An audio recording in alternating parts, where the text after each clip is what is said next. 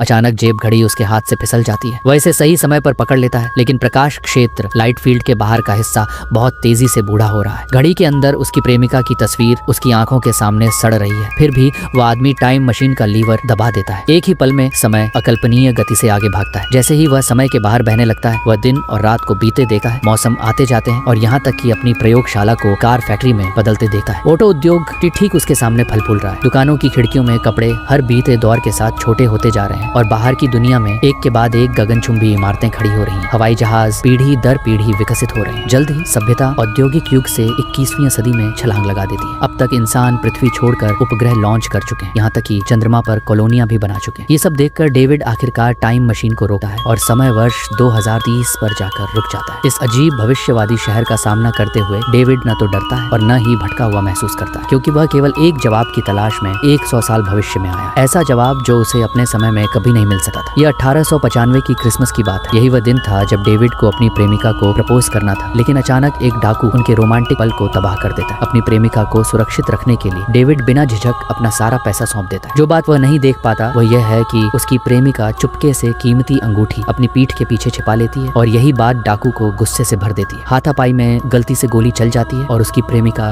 गोली लगने से गिर जाती है। उसके बेजान शरीर को थामे हुए डेविड इस क्रूर सच्चाई को स्वीकार नहीं कर पाता। इसलिए उस दिन के बाद से अपने दौर का सबसे प्रतिभाशाली वैज्ञानिक दिन रात खुद को अपनी प्रयोगशाला में बंद कर लेता है, क्योंकि वह कुछ ऐसा करना चाहता है जो किसी ने कभी नहीं किया। एक टाइम मशीन बनाना, समय में पीछे जाना और इतिहास बदलना। केवल अपनी प्रतिभा और जुनून के दम पर डेविड महज 4 वर्षों में टाइम मशीन बना लेता है। वह प्रपोजल वाली रात के कपड़े पहनता है, डायल को ठीक उसी क्षण पर सेट करता है और अपनी प्रेमिका की तस्वीर के साथ उस पर सवार हो जाता है। जब सब कुछ तैयार हो जाता है तो वह बिना दोबारा सोचे लीवर खींच देता है। मशीन चालू हो जाती है, इसके गियर तेजी से घूमने लगते हैं जब तक कि प्रकाश की एक किरण बाहर नहीं निकलती और अद्भुत रूप से घड़ी की सुइयां उल्टी दिशा में घूमने लगती है। जब वह अपनी आंखें खोलता है तो डेविड ठीक उसी प्रपोजल वाली रात में वापस आ चुका होता है। वह अपने खोए हुए प्यार को गले लगाता है। जितना वह रोमांचित है, डेविड को असलियत का पता है। पहली प्राथमिकता इस खतरनाक जगह से बाहर निकलना है, इसीलिए वह उसका हाथ पकड़ता है, एक बग्घी रोकता है और शहर के व्यस्त हिस्से की ओर बढ़ जाता है। उसे लगता है कि वे अब सुरक्षित है, लेकिन डेविड को जिस बात का अंदाजा भी नहीं था वह यह थी कि जैसे ही वह फूल खरीदने के लिए मुड़ता है, एक अनियंत्रित बग्घी फिर से त्रासदी ले आती है। लेकिन जो बात उसे पूरी तरह तोड़ देती है वह यह जानना है कि चाहे वह कितनी भी बार पीछे चला जाए, उसकी प्रेमिका हमेशा किसी न किसी हादसे में मारी जाती है। तभी डेविड को एहसास होता है कि वह इतिहास को नहीं बदल सका, फिर भी वह हार मानने से इनकार कर देता है। अगर अतीत में जाना उसे नहीं बचा सका तो वह भविष्य में जाएगा और वहाँ इतिहास बदलने का तरीका ढूंढेगा। इसलिए डेविड फिर से टाइम मशीन पर सवार होता है, लेकिन अतीत की यात्रा के विपरीत इस बार मशीन के फोर्स फील्ड से सुरक्षित होकर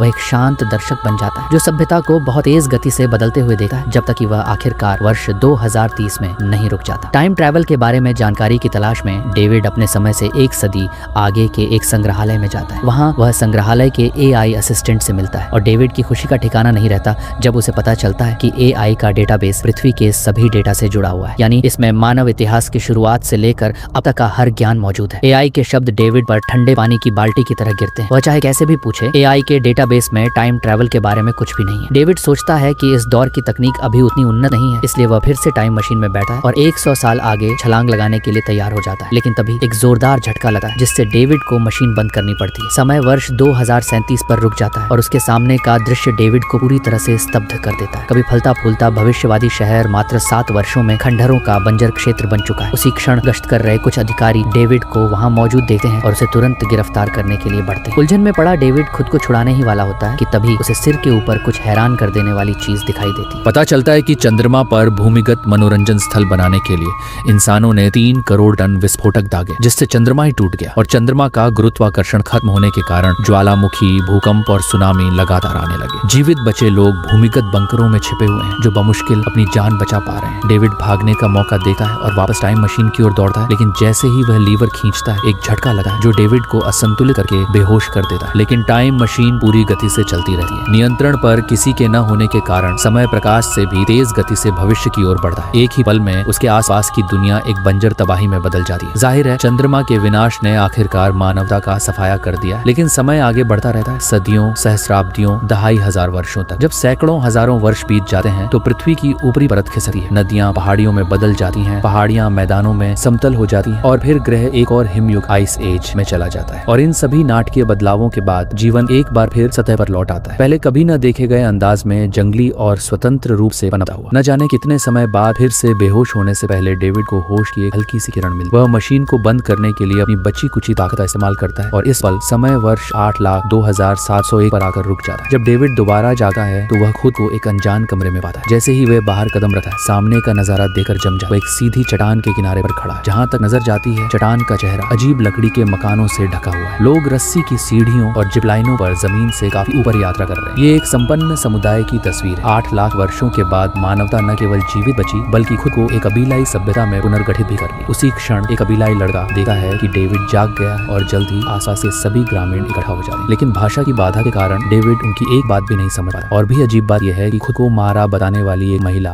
वास्तव में उसे समझती है। वही है जिसने डेविड को बचाया और कबीले में लाई। लेकिन उसकी दिमाग घुमा देने वाली कहानी उनके लिए स्वीकार करने के हिसाब से बहुत ज्यादा है। इसलिए मारा के अनुवाद के माध्यम से डेविड किसी दूसरे कबीले से निकाला गया एक बेचारा इंसान बन जाता है जो शौच करते समय चट्टान से गिर गया। ये तुरंत ग्रामीणों के संदेह को दूर कर देता है। रात होने पर चट्टान के घर हजार लालटेन की तरह जगमगा उठे। मारा के घर पर रुकते हुए डेविड आकाश की ओर देखे बिना नहीं रह पाता। टूटा हुआ चंद्रमा अभी भी तारों के बीच अटका हुआ है और चमकते रात के आसमान के सामने ये एक अजीब भयानक सुंदरता बिखेरता है। ये डेविड को खुद को ठीक करने की पृथ्वी की अद्भुत शक्ति पर हैरान करता है। अगले दिन मारा डेविड को 8 लाख साल पुराने कुछ खंडहरों में ले जाती है। उसकी अंग्रेजी अंदर रहने वाले एक ज्ञानी वाइज वन से आती है, लेकिन डेविड इमारत को तुरंत पहचान लेता है। ये वर्ष 2030 का वही संग्रहालय है। फिर मारा उसे कबीले के खेत दिखाती है जहाँ लोग अपने काम और उत्पादन के लिए पवन ऊर्जा का उपयोग करते हैं। सतह पर ये एक व्यस्त शांतिपूर्ण दृश्य है, लेकिन तभी किसी जंगली जानवर की दहाड़ जैसी अजीब आवाज पास ही गूंजती है। डेविड जांच करने के लिए दौड़ता है, लेकिन भयानक आकृतियां पहले से ही जंगल से निकल रही हैं। ग्रामीण अच्छी तरह जानते हैं कि ये जीव कितने खतरनाक है और डर के मारे भागते हैं, क्योंकि 8 लाख वर्षों के बाद पृथ्वी पर केवल इंसान ही जीवित नहीं बचे हैं। किसी अज्ञात म्यूटेशन के माध्यम से एक भयानक शिकारी प्रजाति भी विकसित हो चुकी है। वो अपने पैरों पर खड़ा होता है और भीड़ के साथ भागता है, लेकिन तभी जमीन के नीचे से और राक्षस निकल आते हैं, जिससे उनके भागने का रास्ता बंद हो जाता है। भागने के लिए कोई जगह न होने पर लोग वापस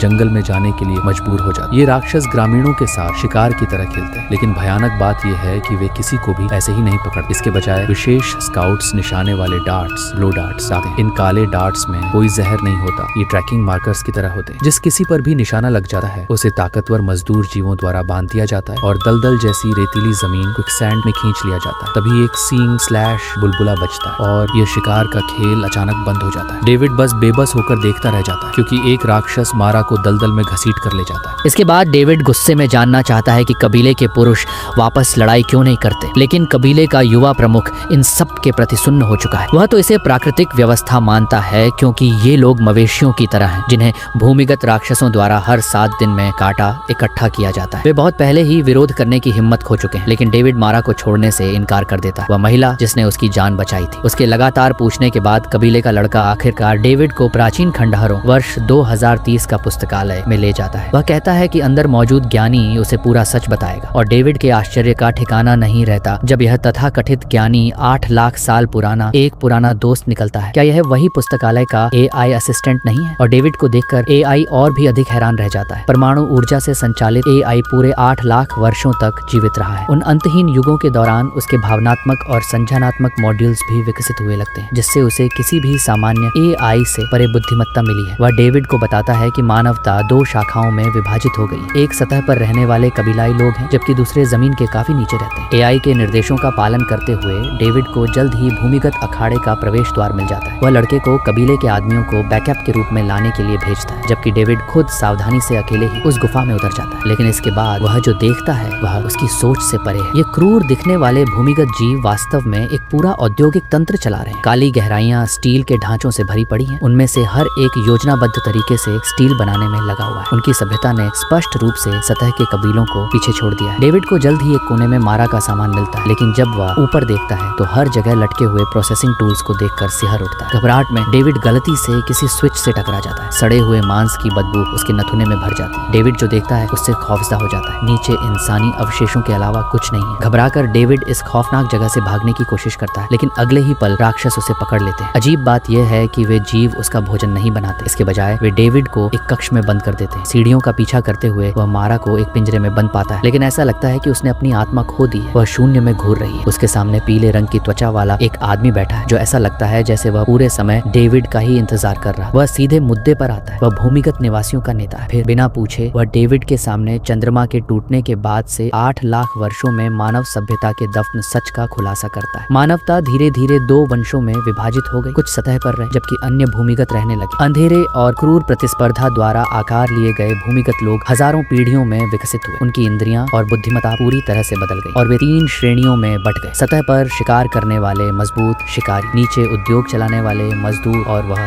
खुद दिमाग नेता है। जब भी कोई दिमाग नेता मरता है तो उसका ज्ञान अगले में स्थानांतरित हो जाता है जो युगों से जमा हुआ है। नेता ने मानव मन को नियंत्रित करने की शक्ति भी विकसित कर ली है। वह कबीलाई लोगों को कभी विद्रोह न सोचने के लिए मजबूर करता है, जिससे वे अपनी भूमिगत प्रजाति के लिए मवेशियों की तरह भोजन की आपूर्ति बनकर रह जाते हैं। इन भयानक खुलासों ने डेविड के पूरे दृष्टिकोण को झकझोर कर रख दिया। नेता के माइंड कंट्रोल के तहत डेविड को 1895 की अपनी प्रयोगशाला दिखाई देती है। वह टाइम मशीन के अधूरे ब्लूप्रिंट देखता है, अपनी प्रेमिका को अपने प्यारे बच्चों के साथ फिर से जीवित देखता है। वह धीरे धीरे ब्लूप्रिंट नीचे रखता है और इस सुंदर सुखद भ्रम की ओर बढ़ता है। नेता के शब्द डेविड के संकल्प को पूरी तरह से तोड़ देते हैं, क्योंकि यही क्लासिक टाइम पैराडॉक्स, समय का विरोधाभास है। अपनी प्रेमिका को बचाने के लिए डेविड ने जो कुछ भी किया वह शुरुआत से ही असफल होना तय था। वह पूरे समय बस खुद से झूठ बोल रहा था। फिर नेता वास्तव में टाइम मशीन को डेविड को लौटा देता है, क्योंकि वह और डेविड एक जैसे ही हैं, भाग्य से हारे हुए जी। डेविड सुन्न होकर टाइम मशीन में बैठ जाता है। फिर अचानक वह नेता को अपने साथ अंदर खींच लेता है और उसे इस युग से दूर ले जाने का फैसला करता है, क्योंकि उसे एक एहसास हुआ यदि अतीत को बदला नहीं जा सका तो वह इसके बजाय मानवता के दुखद भविष्य को बदल देगा। लेकिन डेविड उस नेता का मुकाबला नहीं कर पाता। एक हाथ उसकी गर्दन को दबा देता है और उसका सिर तेजी से घूमते गियर्स की ओर झुकने लगता है। हताशा में डेविड मशीन के प्रेशर गेज को फोड़ देता है। नेता पर गर्मी का एक तेज धमाका होता है, जिससे उसका शरीर हवा में ही झूलता रह जाता है। डेविड मशीन को पूरी गति से चला देता है। एक ही पल में लाइट फील्ड के बाहर फंसा नेता सड़ने लगा है। महज कुछ ही सेकंड में वह धूल में बदल जाता है। डेविड मशीन को वापस मोड़ता है और मारा को उसके पिंजरे से बचाता है। फिर वह अपनी पॉकेट वॉच लेता है जो उसके जुनून का प्रतीक थी और इसे मशीन के गियर्स में फंसा देता है। जैसे ही टाइम मशीन तेज रोशनी के साथ हटने लगती है, दोनों भागकर बाहर निकलते हैं और नेता के मारे जाने के साथ आने वाले कबीले के लोग उसके माइंड कंट्रोल से मुक्त हो जाते हैं। उनका साहस वापस आ जाता है। वे सही समय पर पहुंचते हैं और दोनों को गुफा से बाहर खींच लेते हैं। इस बीच खराब हुई टाइम मशीन आखिरकार अपनी सीमा पार कर जाती है। एक ही पल में ऊर्जा का एक विशाल विस्फोट आसपास के हर भूमिगत जीव को भाप बनाकर उड़ा देता है। पूरा भूमिगत तंत्र पूरी तरह से नष्ट हो जाता है। आखिरकार सतह के लोग अपनी गुलामी से आजाद हो जाते हैं। डेविड इसी दौर में रहने का फैसला करता है। पुस्तकालय के AI असिस्टेंट के साथ मिलकर वह कबीलाई लोगों को ज्ञान बांटता है और उनके मार्गदर्शन में इस भूमि पर मानव सभ्यता की लौ एक बार फिर से तेज चलेगी।